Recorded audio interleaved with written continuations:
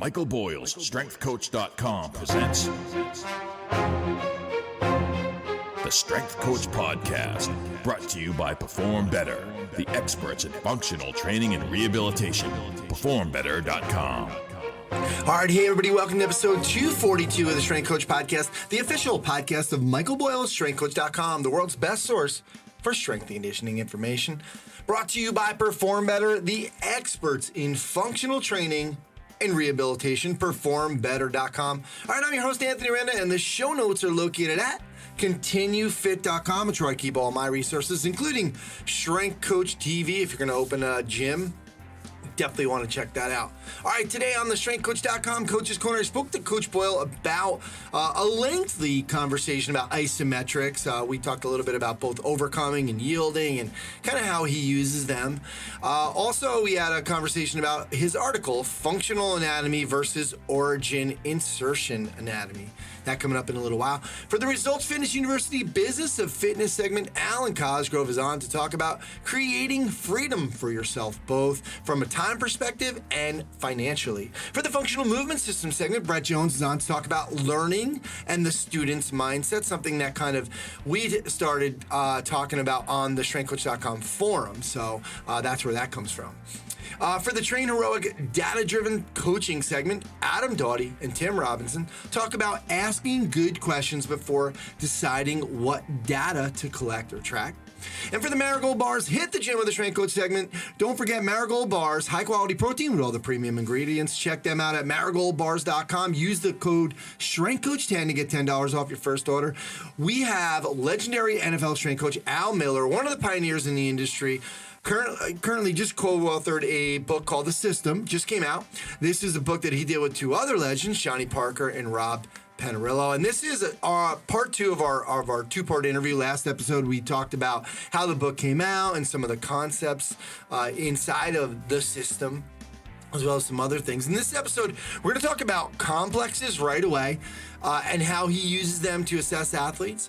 I asked him, can we develop different qualities all at once? His thoughts on Olympic lifting and maybe why people shy away from them now. Exercise selection, as well as in-season programming. I had a lot of fun with Coach Miller, so looking forward to that. So much more. Lots of things to get to, so let's get on the phone with Coach Boyle.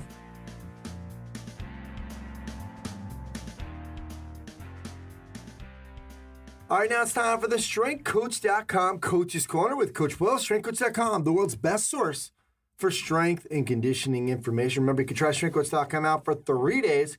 Just $1. You have access to all the articles, videos, and programs, as well as the best forum on the net. It's the only place to have full access to Coach Boyle. He's on every day. Check it out at StrengthCoach.com. Coach, how you doing? I am doing great, Anthony. How are you? All right, hanging in there. Got a lot of activity lately on the site. We kind of go in waves sometimes where there's more activity. And like we always say with some of these forum posts, I don't think it's going to be a big deal.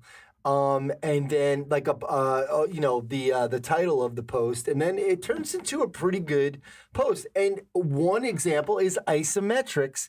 You'd gotten a question from one of your former coaches. Been thinking a lot about Isometrics, both overcoming and yielding. We'll get to that in a second. And wondered if you think there's a place for them from a programming standpoint. If you would ever use them, where would they fall into? So first, Coach, and you had asked later on, this idea about overcoming and yielding, how did you define those two terms? Well, overcoming I thought was easy because, overcoming is sort of the pulling against a stationary object, bench pressing, put the bar in the rack, push against the pins, whatever. Mm-hmm. Squatting, put the bar in the rack, push against the pins, those kind of things. Or, put the bar under the pins and try to deadlift it, something along that line. But yielding, I was like, because I think of yielding isometric as being a little bit of an oxymoron in terms of it's that to me would be eccentric, even though it might fall into it might be unintentionally eccentric, but it's like isometric by nature of the word is no change in length. That's at least what I was taught in college. Eccentric contraction meant lengthening, concentric contraction meant shortening, isometric meant no change in length. So if I think of like yielding isometric goes into sort of the jumbo shrimp kind of category with me. And you go, I don't really know what they mean. And that was why I asked him, I said, explain what you think. And that's why, and I don't know, maybe that's the terminology they use in triphasic training. I will confess to having sort of skimmed through parts of that, but not read it in its entirety. So I'm not really sure. And then Tim Karen had talked about, like in Science and Practice of Strength Training, the 10% of it should be of your total training should be isometric. So there's just a lot of, I would say, somewhat conflicting information where the terminology isn't quite clear enough for me.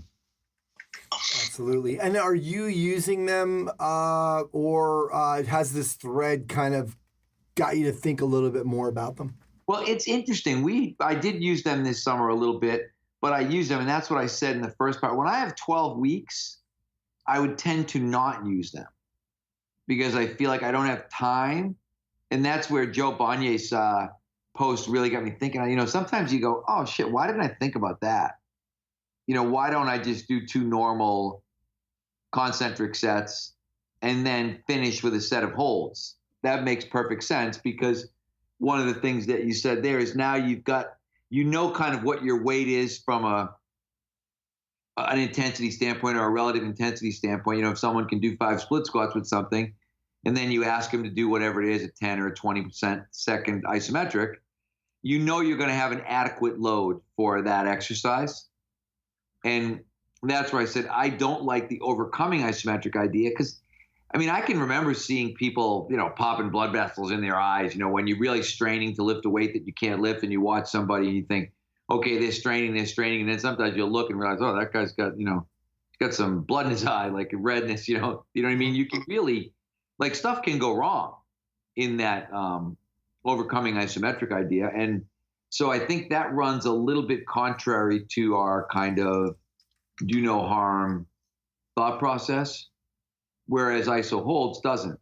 And we've always done iso holds. I think we've done them with chin-ups. We started doing them with some of our hamstring stuff, with sort of some of the glute ham things. If you look at some of the Bosch stuff, it's more iso hold than it is a regular sort of concentric contraction. And we played around with some of that this summer too. And so I would say we dabbled, but now Joe made me realize, I can probably now have a phase where I can slide that part in and make it easy. Yeah, and I know it's funny. We were just talking about Dewey Nielsen and Dr. Andrea Ospina. They did an FRC at MBSC last weekend, and they've done, and Tim Karen said this as well, they've done a great job in using isometrics in training and in their mobility work, where, I think if you've never seen the FRC yet, have you? I have not seen it yet, no. Okay. So you might think about using the way they're using it in some of your warm-ups and in some of your, in your mobility work early on, because they do a really good job of kind of making it, I think, accessible. So for sure. And Tim Karen had a great idea too. He said, certain movements can benefit from a motor perspective, and I've done this a million times, like a get up. When you do a get up, each position, there's the 7 positions, you just kind of pause in each position, right, with that weight. It's from that perspective, it makes the get up harder. I think people understand the movement much better as well once they do that. Yeah, and I guess, I would look at that part and think, we do isometrics, obviously, in things like planking and anti-rotation, a lot of that stuff. But I guess I was thinking about it more as it related to the kind of strength portion of the program. Yeah, for sure. And now we see, even like with the FRC, obviously they do some iso holds to sort of, I guess in some ways, kind of fool the nervous system into allowing you to gain some more mobility, which again, I wouldn't look at that stuff myself and think, okay, that it would sort of be like a separate bucket for me versus saying, okay, we're going to do iso split squat holds, or we're going to do isometric holds at the top of chin up, or we're going to do isometric holds. Like, I try to look and think kind of in that push-pull, knee dominant, hip dominant can I find an exercise that lends itself to initially it was like eccentric or isometric. Like we used to do a couple years ago, we called them 5-5-5 split squats, where you basically had to hold the bottom position with your knee just off the ground for 5, hold the middle position for 5, go back to the top for 5, go back down. And I mean, a set of 3 reps would take 45 seconds. And they were pretty uncomfortable. And so I think that's another thing that maybe fits. I guess with a lot of this stuff, some of it is really just like talking to guys like Joe. Like you need to have that moment where you think and go, "Oh yeah, we could do that." Well, even with the FRC stuff, though, Mike, they're not just for the mobility portion. They're trying to strengthen at those end ranges, so they are doing a mobility exercise first, and then they're using those isos with their new range of motion to kind of create strength with that new range of motion. Right, but I mean, not under load. Like they wouldn't be strength training per se, if I understand it correctly. Is that accurate? Yeah, you're right. You're right. Not under load. Yes. And that would just kind of be able to have you move and like fix get the joints working nice, as Dr. Dre likes to say, first. And then, obviously, and there's the load portion.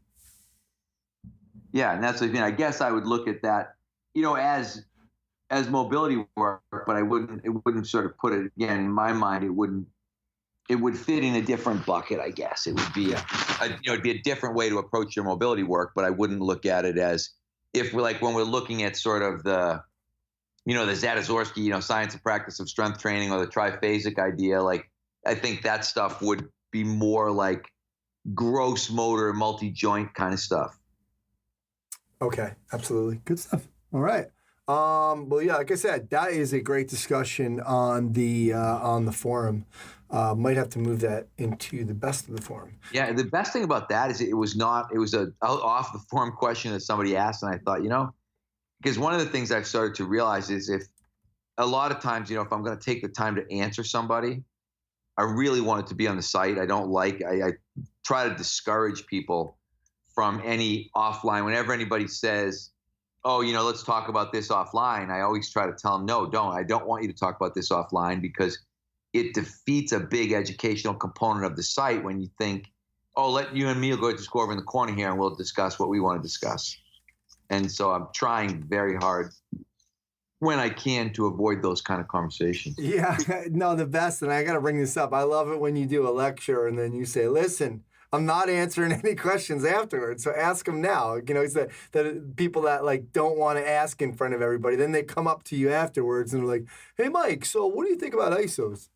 Yeah, exactly. And the thing about that too, I look at that and I hate to say it, and I kind of go over the top with that in the talks because I'm really trying to drag some questions out.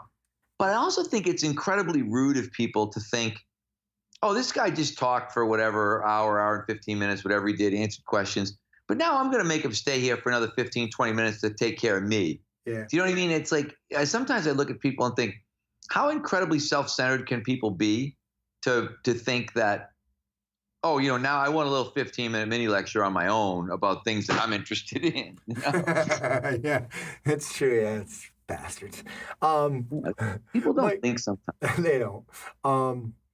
Mike, you wrote an article, Functional Anatomy versus Origin-Insertion Anatomy. And I don't want to say it's not confusing, but I think it touches on something that almost was like, well, why did you write this, for example? Because I think I wrote it actually because one of the site members, that I always send out that email, "Is there anything that you're interested in?" And one of the things that he said was, "I'd really be interested in some stuff on functional anatomy. Can you recommend a good book?"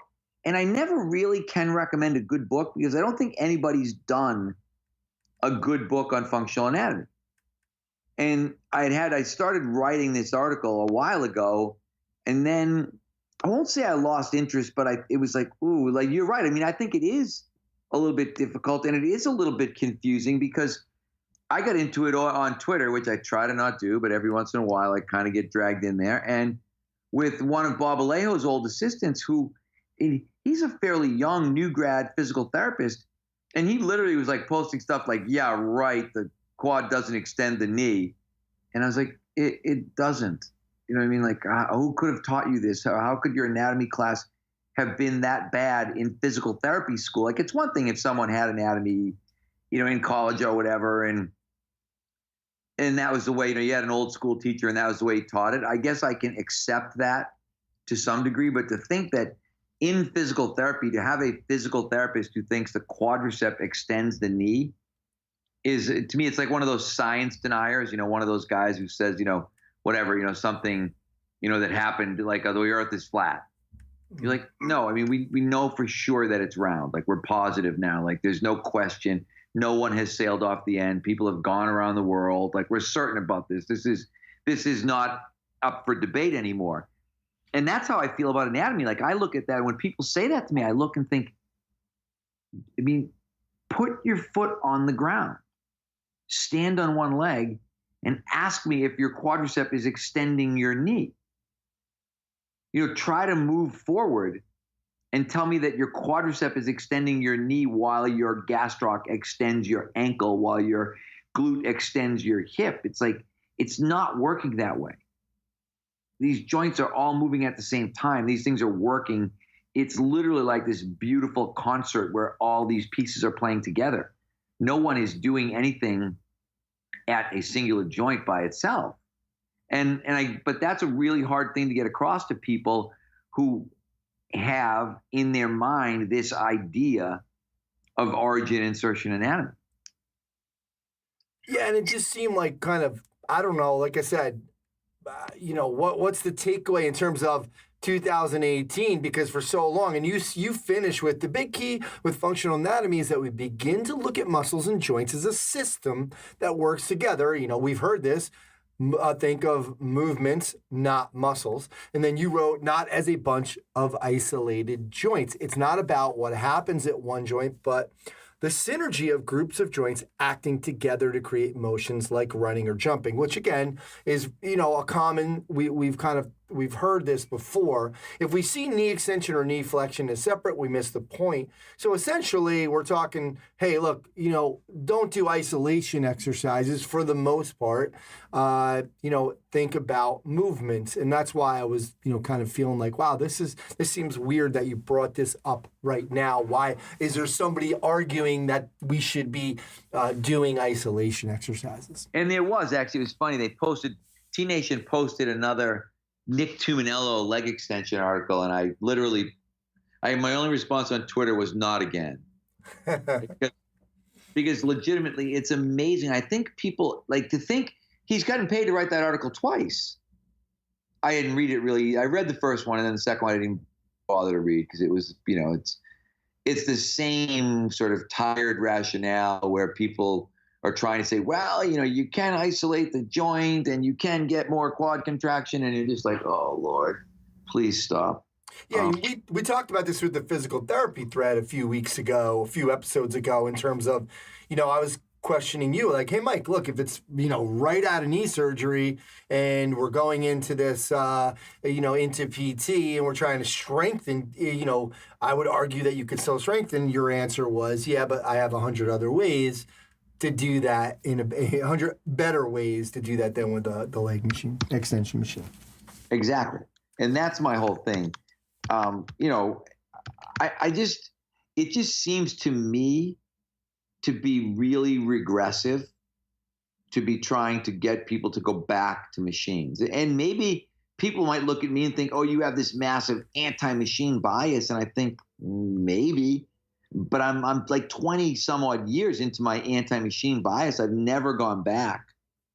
And there's a lot of reasons, but I think the most important reason is when you think, and this is where we get back to the idea of so much of training is neuromuscular. And even if I get that muscle, okay, I got that muscle stronger in something that it never does. And this is why we talk about the reason people continue to pull their hamstrings is because people continue to rehab hamstrings as knee flexors. And when you think, and then somebody goes out and is forced to use that hamstring as a hip extensor, forced to use that hamstring eccentrically to resist leg extension, all these things, and the muscle hasn't been trained neurologically the right way, even if it may be big and hypertrophied and strong, but it's like it's doing the wrong job. And when we think, I mean, our job is ambulation, whether that's walking, running, jumping, whatever it is. It just doesn't make a lot of sense to me to say we're going to break this down into individual actions. It's like, people say, like, why we don't do calf raises anymore. It's like, why would we do calf raises? We could just sprint and that'll be fine for our calves. We don't do any direct calf work. We don't do any direct anterior tibialis work, really. So there's a lot of these kind of isolated joint actions that we don't really worry about anymore. And that, I mean, in our case, that's why I get so surprised sometimes, because we haven't done this. And maybe it's the guys, like sometimes my problem is the Gary Grays of the world do this better justice than I do. But then I've always said, then they take it, Chuck Wolf the same way, some of these guys, then they take it a couple steps further, which makes it too confusing. But when you get that first explanation of function, you have to kind of sit there and scratch your head and think, oh, yeah, I never thought about that. That has to be your reaction. But instead, some people's reaction is denial. No, that's not true. And I'm just like, really? Like that's your, it goes back. I mean, so much of what I've talked about the last 2 years has been this sort of, why can't we do it the way we always did it kind of thing? And, here you got to go now screwing up anatomy. Like I knew anatomy and now you're saying that I don't really know it. And, it's like, it's easy. Like core, we've been talking about functional anatomy with core forever. It seems like, right? But it's probably only been 10 years where people started saying, wait a second, we're introducing words like anti-rotation and anti-lateral flexion. And for whatever reason, I think people were a little more accepting of that. But yet you still have the same, like, the Nick Tuminello kind of Brad Schoenfeld crowd that, crunches are okay in moderation. And you're like, I mean, they're not going to probably blow up your spine, but the reality is that you're never going to bring your rib cage towards your pelvis with your abdominal muscles. That doesn't happen. So why spend time isolating, quote unquote, those muscles, in a crunch type of action? So I don't know. I could go on forever, as you know, and I will again. All right, Coach. We'll leave you on that note. Thanks for doing this, and we'll talk to you next time. All right. Thanks, Ant. Appreciate it.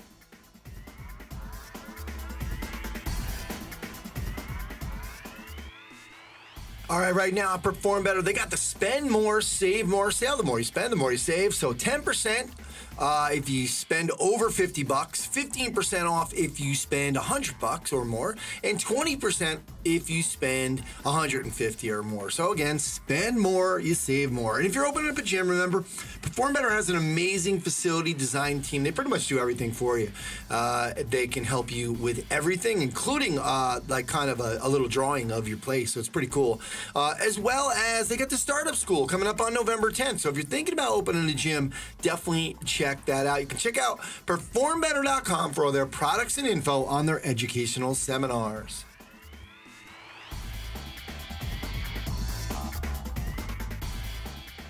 Hey, this is Brett Jones for the Functional Movement Systems segment of the podcast.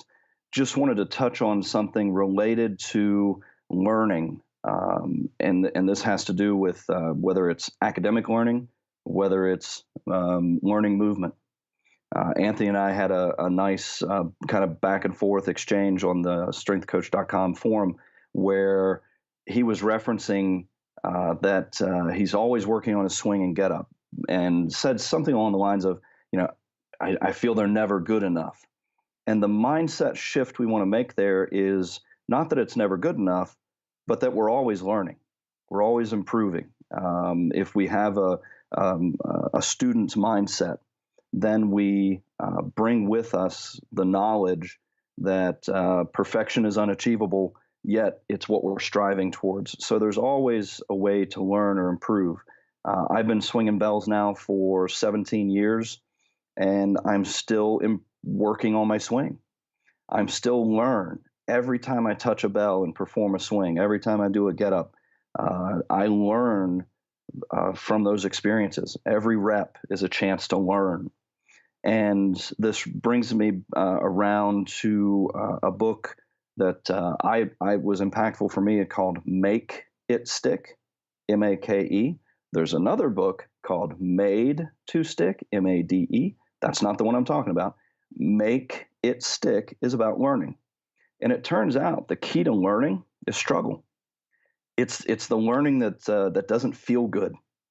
It's when it's just not quite right. I could do better on that. Or you're taking a quiz on a more academic side of things. You're getting quizzed on a particular subject, and you're missing questions, and you don't feel good about that quiz. That's a deeper, better form of learning. One of the things they talk about in the book is an experiment study that was done. 2 groups of kids.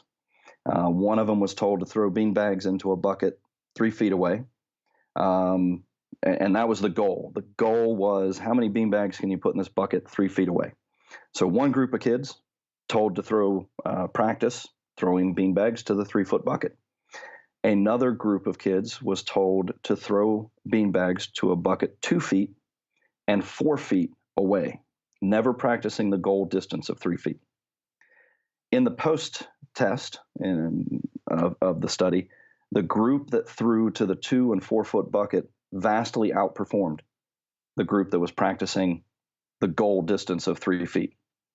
So having this variability to your practice turns out to be a very good thing. It makes learning happen in a deeper, more significant region of the brain. We can do that within our movement practice by either working at different intensities, interleaving our practice with different exercises, doing a set of presses and then a set of squats and maybe a get up, and then coming back through that practice either in a block, random, or serial manner to mix and interleave that practice. It feels good to just do set after set after set of one exercise with the idea that we're improving our form or learning that exercise better. And that sort of learning feels better in session. So in that particular session, you're going to feel like, I made great progress today. Problem is, when you come back for the next session, that learning didn't happen at that deeper level. So when you interleave your practice, when you have variability to your practice, you learn in a different way. You learn in a deeper manner. We can apply this to our functional movement systems correctives, where we're putting together these tri-sets and doing block, random, or serial style practice.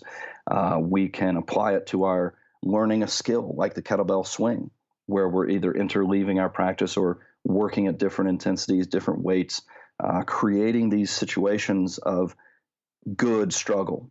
Our mantra from a corrective exercise standpoint for years has been, we want to put you in a proprioceptively rich environment at the edge of your abilities, but not beyond where you are successful but challenged. Creating a situation where the struggle, the issue from a right-left side, or the struggle with that pattern comes to your level of awareness.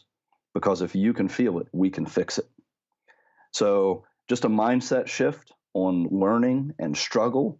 Embrace the struggle. The obstacle is the way. That's another popular saying right now. So embrace the struggle. Find those situations where that mistake, that issue, that thing you're trying to learn better is brought to your level of attention. Interleave your practice. Embrace a little bit of struggle. This has been Brett Jones for the Functional Movement Systems segment of the podcast. For more information, go to functionalmovement.com.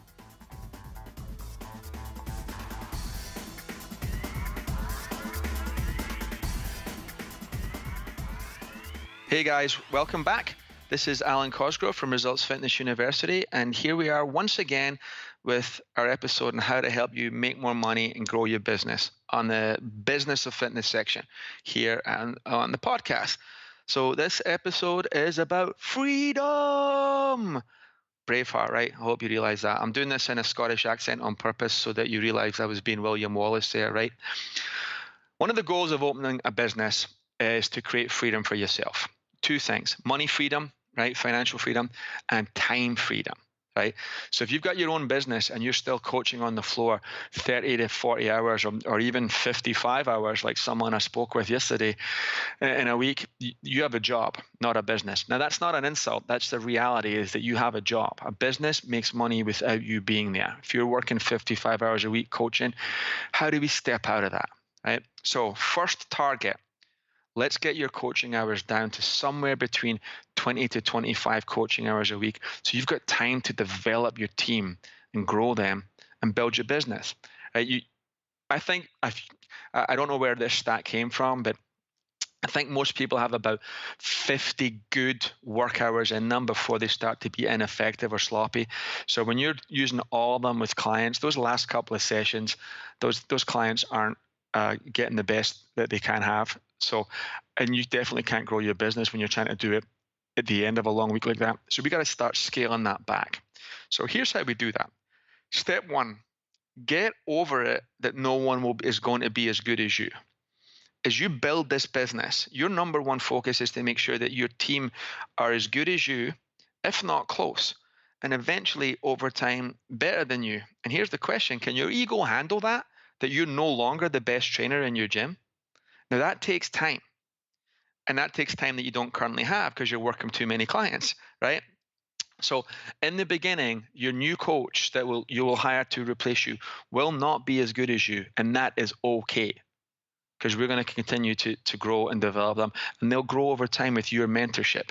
But first, you got to let go. That's the first part, and that's the part I see a lot of guys run into a jam in the system. So step two, hire a mini-me, right? Remember Austin Powers with mini-me? You hire a mini-me, you hire an assistant, right? Your first hire should always be an admin, by the way. An admin frees up all the non-programming and coaching stuff. It takes all that stuff off your plate so you can do revenue generating and team growing activities. So after that, your next hire will be your first trainer, who will be an assistant. And they'll be the one to take over 15 to 20 hours of your schedule. Have them work with you for a while, shadow you in the sessions, and then they stop shadowing you and they start assisting in the sessions, and they help you and they're getting to know the clients, they're learning how you do things, how the workout works in your place, until you're confident they could run a session on their own. And then step three, this is always the hardest part, telling your clients you aren't training them anymore. So we don't do that. We just start to slowly disappear. I just got a last minute call. I got to do a call right now. I apologize, but Mike, my assistant, is going to run this session and I'll be right back. Or, hey, I got called out of town, or I got called into a meeting. So gradually they get to trust this trainer. His job then is to rock the mic and crush it, right? And let them build trust with the clients. And then step four, once trust is built, let go and you cut your coaching hours back so you can grow your team and your business. Basic rule is, as of today, you take on no more new clients. They go to other trainers.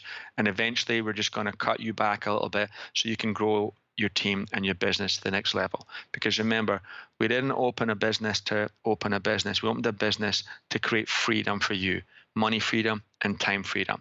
And this is how we make that transition. All right.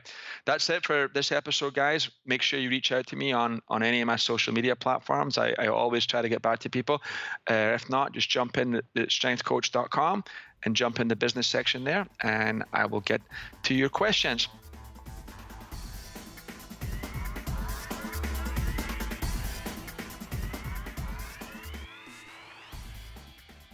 Hey, this is Adam. And this is Tim. Welcome to the Train Heroic Data-Driven Coaching segment. Yes. So today, Tim, I want to talk about something you've mentioned, which is that a lot of coaches ask you about how to do velocity-based training and Train Heroic. Yeah. And it kind of uncovers some deeper questions and issues that they might have in designing their programs. Definitely. So a lot of coaches call and they ask specifically, on Train Heroic, can you track velocity-based training?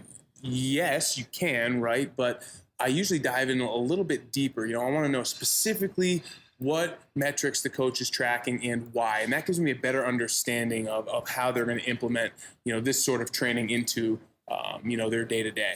Right. So the way I think about it is, if you remember back to high school math, if you've got three variables, X, Y, and Z, and you've got one equation, you're going to have a hard time solving for those things at once, right? So what you usually have to do is define X and Y, and then you can solve for Z. Yeah. Right. So in the strength world, what that looks like is, we have reps and weight, and now we've introduced velocity as our third variable. Correct. Right? So usually the way it works is you fix two of those things, although there are ways that you can do, you can not, but it's less common. Sure. But let's just keep it simple. So if I define reps and load and I leave velocity free, what I'm essentially saying is I want you to do this many reps at this weight, and I want you to track what speed you moved it at. Correct. So, one way you might think about that is like, hey, I want you to do a single 90% for assessment purposes. So that might be like a weekly thing.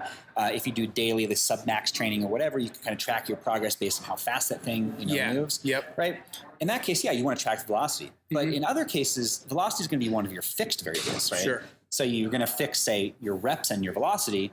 And, you can fix a band or a threshold for the velocity. Yeah. And then what they have to do is pick a load that basically produces that effect, right? That response. Got it. And then, the other way to do it is say, hey, we're going to fix your weight and your velocity. And now you're going to just, you do reps until you hit the threshold or whatever it is. So in that sense, you have to know what question you're going to ask so that you can build your program in a way that gives you the result you want. Yeah.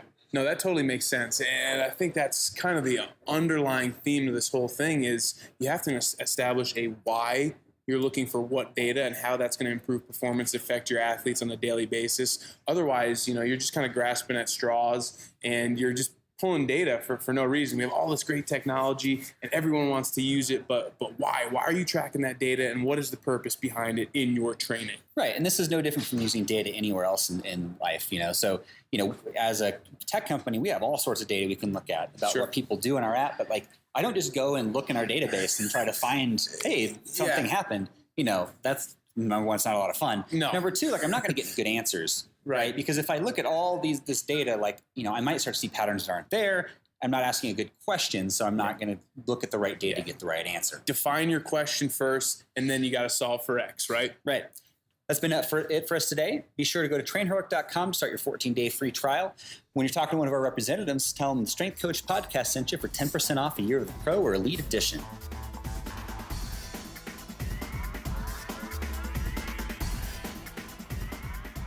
All right, now it's time for the MariGold Bars Hit the Gym of the Strength Coach segment. And I am continuing my conversation with the legendary Al Miller, co-author of the new book, The System. So, Coach, thanks again for spending so much time with us and for taking time out of your day. Thank you for having me, Anthony. Coach, can you expand on using the complexes for the work capacity? Just give us an overview a little bit. Go a little deeper into how you're using these complexes, what you like to see right away, and how you're progressing them. Okay, real simple. The complexes, for those that don't know what it is, it's different verbiage on a lot of this stuff. It's the high pull or the upright row, whichever.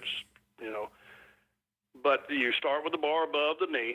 That's in the simplest place. You get into just a good lifting stance, where you want him to assume it's pretty close to the same stance that you would get into if you were a shortstop or if you're a linebacker or whatever the case may be. But bar is above the knee, and all you're going to do is teach them, first of all, force into the ground. I want to push down with my feet and extend my body, and when I do, then my arms are going to be able to pull the bar up. I want to do an upright row. Now, do I want to get it under my chin? No. All I want to do is make sure that the elbow gets higher than the bar. And as long as the elbow is higher than the bar, you're really activating all of the deltoid area and a lot of the trap area back there. And think about this. You're teaching that bar, and you're doing basically a hang clean without rolling your wrist, a muscle clean without rolling your wrist, and it just comes straight up there. And you're doing that repetitive times, 6 times. Then the next step, without setting the bar down, you're going to go put a little bit more gas on there. You're going to put on that gas pedal a little bit more, go a little faster. You're going to jump, but you're not going to move your feet, and do a muscle snatch. Now, muscle snatch is where you catch the bar on straight legs, and you'll probably catch it somewhere around the crown of your hair and have to press it out. Come back down to below, to above the knee, and repeat it, 6 times. And then at that time, set the bar on your back, perform a back squat in association, and with a push press.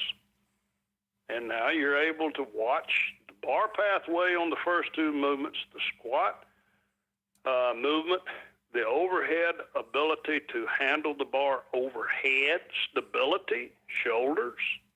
And then the next thing you would do is go down, put the bar below the knee. Good football. Now you're playing down there at second. Now you're on third. You got to have that glove below the knees. You got to be down now, a little short yardage. You're down, and now you're going to hold that isometric hold with that weight pulling down. Weight's on your heels, eyes are up, back is flat, and you're going to do a bent over row. Pull it to your chest. You got an isometric hold and an isotonic movement. Then you go from that on down to your RDL. Finish up with an RDL. Now, if you set the bar down, there's 36 repetitions. Because I'm very poor in math, amongst other things, if I do that 36 times, to be able to determine the amount of actual weight lifted in that exercise, you multiply the reps times the weight. You end up with 3,600 pounds. Now, tell me what lift you can accumulate that kind of poundage in, and safely. And at the same time, your heart rate, I've had kids' heart rate being there, 180 plus. And if you do that for 3 series, the heart rate's going to stay up there for a while. So you're building conditioning and strength endurance, the correct motor pattern. It's so many positives that come out of this. And what exercise are you going to do in the weight room that's not teaching you to do? So True. you've touched every base. The only thing doing bench press, Lord mercy, I go out there and take folks out of the old folks home and teach them how to bench press. Coach. And I'm in the old folks home, so I know that. Oh, man. Coach. Well, I say that. But you got a great exercise. It touches all parts of the body, touches everything that you need. You work in all aspects of it. And if you can get up and handle, we give them these protocols to follow, Anthony. And then you got to, you implement other. Let's just use football, since that's how I made my living.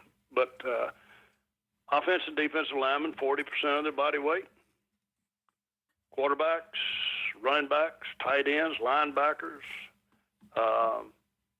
45% of their body weight, kickers and punters, 45% of their body weight, and defensive backs and wide receivers, 50% of their body weight. So you can tell bigger guys are going to use lesser poundages or lesser percentages, but their poundage is going to be more due to their body weight. Little guys or wide receivers, so forth, don't have as much body weight, so their percentage will be higher, but they'll still handle per capita of their body weight, a large amount of weight. It does a tremendous amount of good. You're lifting a lot of weights. Now, that just is not the only exercise you do. You just don't take a shower and go home after that. You're still doing, you can implement some things in there depending upon the kids. You can implement the easier thing. I really like doing the snatch high pulls, and don't ask me why. I love the exercise. It just teaches a lot of things, and it's you get a different grip than what you had with a clean grip that you just got through doing with the complex. And then you can do, if they can squat decently, I would still, in the first month, still use step-ups. I would take, and do step-ups and then do some form of pressing movement, bench, incline, overhead press. You don't need much overhead press because you just work your shoulders to death right there pretty good. So, and then, finish up with some ab work. So you can do a lot of other things in there. You can do snatch high pulls if you don't have to load the bar down with a 200 kilos, you could just put some nominal amount of weight on there, a little bit more than what you had with the complex, and go from there. Good stuff, Coach. You and I talked a little bit before we started recording, a little bit, like just talking about what we're going to talk about, and I was asking you about this idea of developing that work capacity while increasing strength, power, and speed. And the idea is that there are some opponents of that saying, look, we're not going to be able to develop all of those things at once. How do we do that without sacrificing one quality for another? I think that's a great question. It really is, and it's got a lot of merit. I mean, if you're going to be good at one thing, you need to practice that one thing. There's no doubt about it. But the thing is that in this pyramid of development, if you will look at it,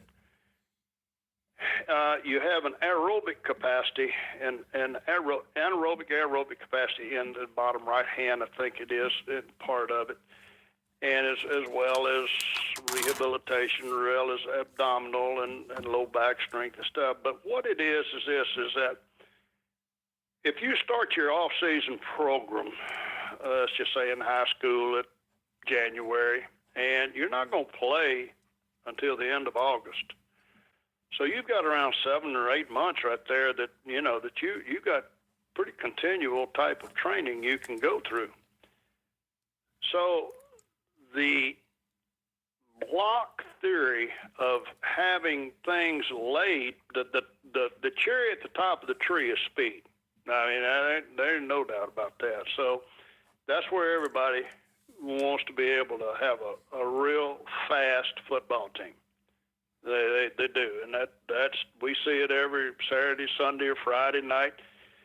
Team that can run extremely well, shorten the field down, so forth, so on, all that stuff. But the thing is that how can I do all of these at one time? Is you take, for instance, what takes center stage at the very first block of the exercise is the rudimentary movements that we talked about a while ago. The one-legged squat, snatch squat overhead, the complex exercise. Those are the real things that are going to be the meat and potatoes of it. Now, also in there are other subheadings. That's just one of 6 of the subheadings in work capacity. There are other things in there. We don't have time to get in all of the other 6, but the one of them down there is anaerobic, aerobic. So anaerobic, what we're trying to do and teach them to run. I learned this from Charles Francis. Charlie was one of the greater strength speed coaches there was in the world, and he's no longer with us anymore, but great man, smart. And he taught tempo runs. He would go and utilize, of course, he had track athletes, but we go tempos for 100 yards. Teaching our kids how to run. Now, if you follow with me, Anthony, right here, okay, it's a big point I'm making. And a lot of people goes by them like third strike. You're teaching the kid to run just as the same as you're in there in the weight room teaching that kid how to lift, teaching the kid how to do a one-leg squat, teaching the kid how to be able to do a plank to where he can strengthen his abdominals, teaching the kid how to be able to do a hold on the hyper or how to do a hyper, and developing his low back strength and glutes. So you're teaching the elements of how to do everything at that time of training. Now, if you go through a football season in the NFL or college or high school, at high school you play 14 games if you make it to the championship. So, your body takes, you got a lot of car wrecks down there. Now, if you've ever been in a good car wreck, you just don't hop up out of there, and jump down the blocks the next day and ready to run your best 40. So it's the same way, in football. You got to come back and reestablish the same things every year. Now, that establishment period, the work capacity, takes a little bit less time. Along those lines is running also. And we're going to learn how to run. Good arm carriage, good body position, good striking of the foot on the ground. You watch kids run a lot of tempos, and their heel's going to hit the ground first. If their heel hits the ground, they're stopping themselves from moving forward. That's just it. So you want to teach the ground contact, the strike, the body movement, and all of that. And then the next thing is that you're going to teach the small dash, 10-yard dash. There is more work. You ask a lot of the great speed coaches, strength speed coaches that are out there today, they'll tell you the first 10 yards of a sprint, of whether it be 100 yards or 40 yards, especially 40, 20, like you run with a lot of offense and defensive linemen. More work can be done in that than can be, the top ends type of stuff. So we're going to teach that 10-yard dash. We're going to spend an immense amount of time teaching the 10-yard dash. You're going to have pretty good volume. We'll run 10, maybe as much as 15 of those 10-yard dashes. Now, we're not going to run one, turn right around, and run one back. When you're trying to train for speed, you've got to allow for recovery to take place. Now, I've talked to way too many, I should, so let's leave it like that. It's a good way of putting it. Coaches that think that running, half gassers or full gassers is speed work. It's not. It's not. In speed work, it's a whole different separation than the tempo runs or half gassers or things like that. And you're training a separate identity. You're trying to crack the safe of the old central nervous system, and you're trying to get that kid in being truly explosive. But you're wanting him to understand the correct movements to come out of that stance with the steps, the body position, the head carriage, the arms, all of those things that a defensive lineman, offensive lineman are taught by the real great coaches of those positions, how to be able to come off of that ball properly. And there ain't a cut dog's difference between listening to them to coach great ones like that than teaching that kid to come off a ball that you would be teaching, or hopefully the strength coach would be teaching, in a 10-yard dash. So then you go up to the next level, and then you go with strength, then my exercises change, and my running changes, and so forth, so on. Then you get to the level of speed. So just like I said with the complex, if the common thread at the complex is everything, at the end, it's just a warm-up for your weightlifting day. 10-yard dash is everything, learning how to run, wall marches, and got from Lawrence Seagrave, a great exercise to teach a kid how to be able to put the force into a person just by the body position, just by your body position. And you teach that body position to be in the movement and holding an isometric contraction. Then you start getting movement with it and having to do just as you would if you were coming off a ball and running on a step-by-step deal. So you're teaching the body how to move all over again. Every year you do the same thing.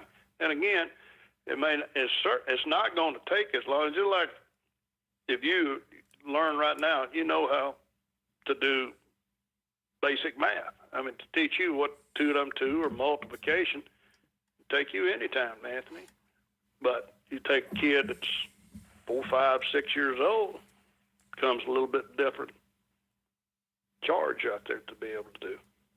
Make sense? Absolutely. So you're just really thinking of these varying degrees within each. Amen. That's a smart man's way of saying it. All right. That's right. You go up the pyramid of development. You get to speed. When you get to speed, your speed is the number one thing. So big part of it, and that's a whole nother deal. But now you've trimmed all of your lifting down to where you're doing pretty much the pertinent lifts and not much more. Capiche? Absolutely. So yeah, again, the volume is going to be an important factor here. Oh yeah. It's just like if I said, all right, Anthony, you want to go outside today and run 10 hundreds with me? Well, Coach, I might have something to. Well, Anthony, you want to go out and run 200s? Yeah, all right, we'll do. So there you go. It's not running hundreds; it's how many you run is going to make you gun shy or not. So it's the same thing with recovery. You gotta. One thing I don't know if the coaches do well enough today in time. Say all of them, some of them, but don't factor into recovery.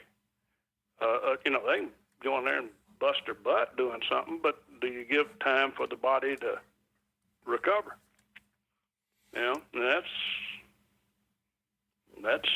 where you come from. That's the one thing that Charlie Francis has told me, is that it's one of the great things about tempo running. It helps you recover from great sprint day and or big lift day without too much fear, or this shockingly fear of hurting yourself while training. Because you're not in it to hurt yourself in training, you're in it to help yourself. Absolutely. Good stuff, Coach. I want to talk about something that you guys had written in the book as well. In recent years, there's been increasing emphasis on safety in strength training and what's termed sport specific. And the Olympic lifts have fallen out of favor with many coaches, the argument being that if you're not competing in Olympic lifting, there are better options for training explosive strength that translate more readily to sports performance without the risks and the strain inherent in rapidly moving weights. Talk to me about, expand more on this. Do you feel like people are missing out, coaches are missing out because the Olympic lifts have fallen out of favor? Well, but I want to know, I'm inquisitive on what are those exercises that they say is more productive. I think more people... That's the one, that's the... To me, I got no problem to defend Olympic lifts. Olympic lifts have been defended for as long as they've been Olympic lifts. You don't need some half-baked guy from Arkansas trying to tell you what, that'll do. I mean, they're volumes written on those. I mean, all I can do is just say amen, but I want to know what those other exercises are is what I want to know. You know what it is, but Coach? I don't think there's anything there that's equal. I mean, Newton and the apple proved that thing ain't going to stay up there all day, and if you're going to move it, if you're going to get it over your head, you better have some horsepower to get it up. And it's I think they proved that the shot put and the snatch are the two most powerful exercises on the face of the earth today. Am I right on that? That I couldn't tell you, but Well, we'll all Google it then, and Coach, Google get overrun. But I think I'm right on that. I thought I heard that somewhere, and it sounds more. I knew the snatch was one time, the most powerful, and then the shot put. That doesn't surprise me. Coach, I think the argument would be, and it could be laziness, to be honest with you, in teaching the Olympic lifts. But I think the argument more is that, plyometrics, med ball throws, like something like a kettlebell swing. Oh yeah, plyometrics are great, but if you're not going to, if you can't squat at least 1.5 times your body weight, when you're hitting that amortization period, 0.09 seconds, getting off that ground, that dissipates through your body as heat. So, which came first, chicken or the egg? I'm not going to do a depth jump, just like we go back to the hierarchy. I'm not going to do depth jumps in the work capacity phase. I'm going to do box jumps, but I'm not going to do depth jumps until I'm strong enough be able to squat at least 1.5 times my body weight. So if I don't have enough, think about it. Now, if I jump off of a 16-inch box and hit the ground, I'm no physicist by any stretch of the imagination, but I don't know what if you're X amount of pounds and fall off 16 inches, there's a hell of a lot more hitting the ground than what you weigh. And you better have some counteractive qualities about you and reflect, in the legs to be able to change that and manifest it over to a vertical jump, like up on the box. So I see a lot of people around here, yep, we started off with, box jumps. I said, well, good. The box jumps are, well, we actually doing depth jump. Yeah, they start off with it. Well, you literally putting the old cart before the horse. You can't do it. I mean, it's improper. Again, go back in the book. It's improper selection of exercises for the time and period that they're used. It doesn't mean the exercise is bad. It means that your programming is off. And it means that your time that you're implementing the exercise is all out of whack. The Olympic lifts are, if you take your time and understand the game of football and see the way it is done. The only thing in football and weight training that are different is weight training is a vertical movement, and then in pretty much in football, it's going to be somewhat horizontal. But it is the same practicality. And that's why you see great shot putters, great weightlifters run some of the fastest 10-yard dashes. I don't care if they 200 pounds or 300 plus pounds. I want to expand a little bit on this idea of exercise selection. Do you feel like we have complicated exercise selection and that we need to get much more simple? Well, let me tell you one thing, my friend. I'm glad you brought me to that. Oh, get ready. I'm going to get on my soapbox now. Nice. I'm going to tell you one thing. I've been around some of the best football coaches the world is probably ever going to see and do. And the thing that they teach, I've been around good teachers. You take a good teacher, it's a good math teacher, she goes in there or he goes in there, and those kids, boy, they've got them. They want to learn 2 down 2. And they're good at it, and they progress it. That person go right out in that field and be a hellacious coach. Take that great coach, he gone into that room, as long as he had the knowledge of the subject matter, he would have been an outstanding teacher. So that's what you got to have right there. That's it. And they teach things. Listen to me close now. I'm gonna tell you, Anthony, this is from simple to complex.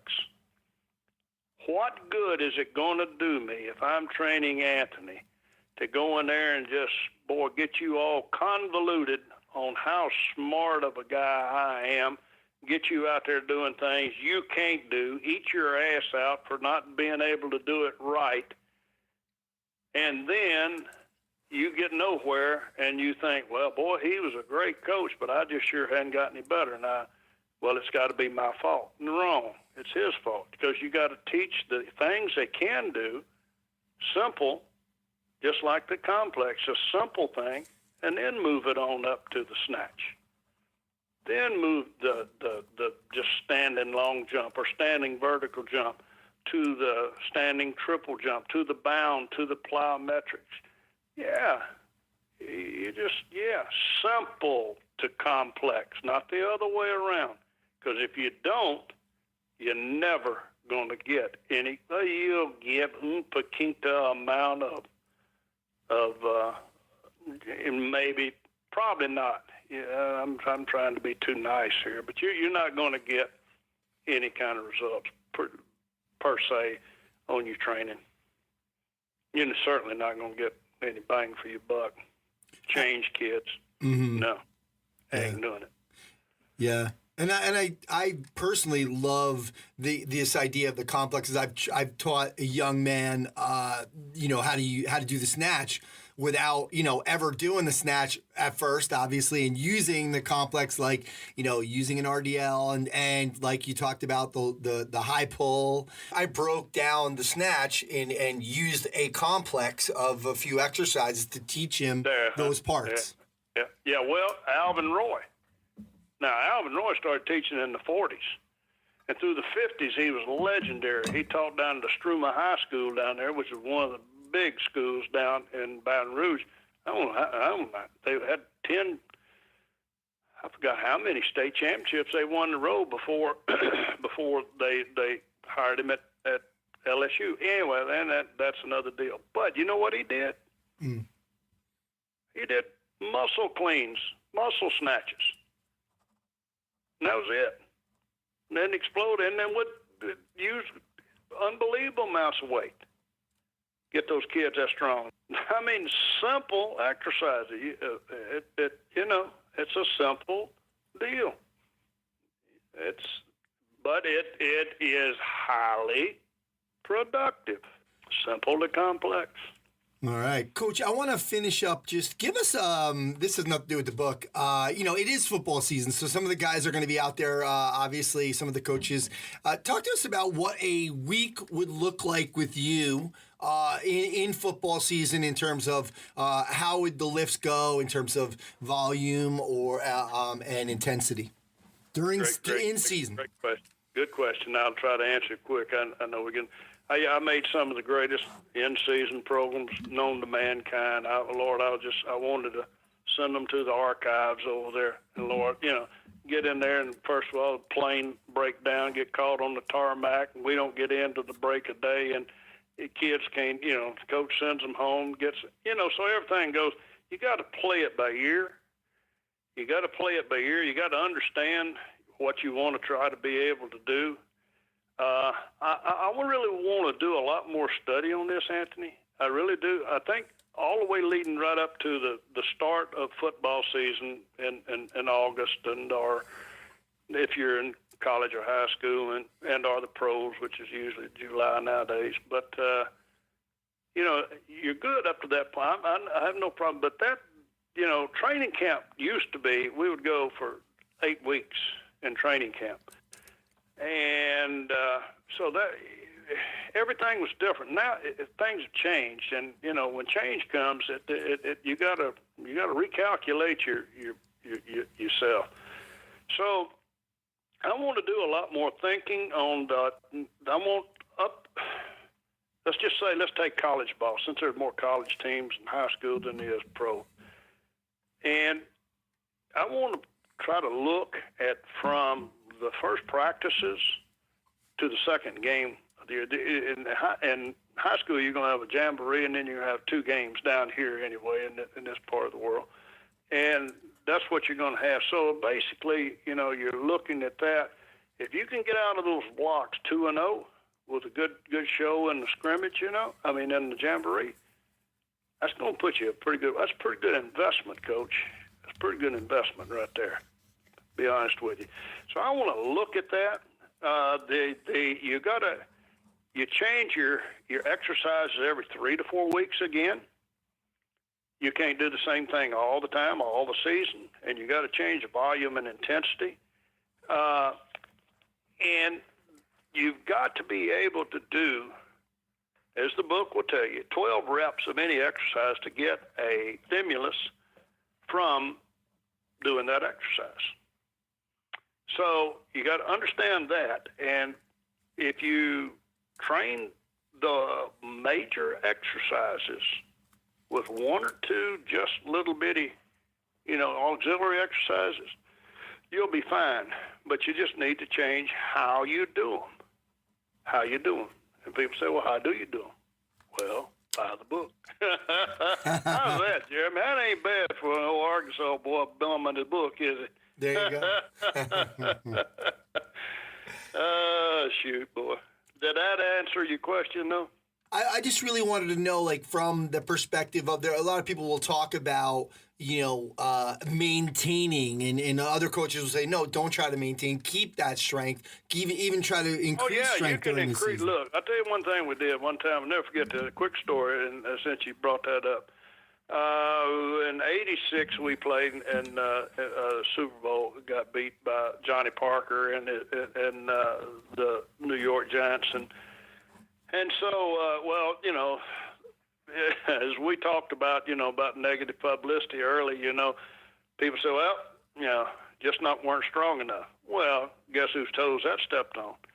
So, you know, Coach Reeves, you know, came in there and said, look, we got to do something to be able to find out if, you know, we are getting strong at the end of the year. I said, Coach, I think we are. I know we are. I said, well, you know, our training, I can show you this. And he said, well, let's do something. So we came up with a deal, and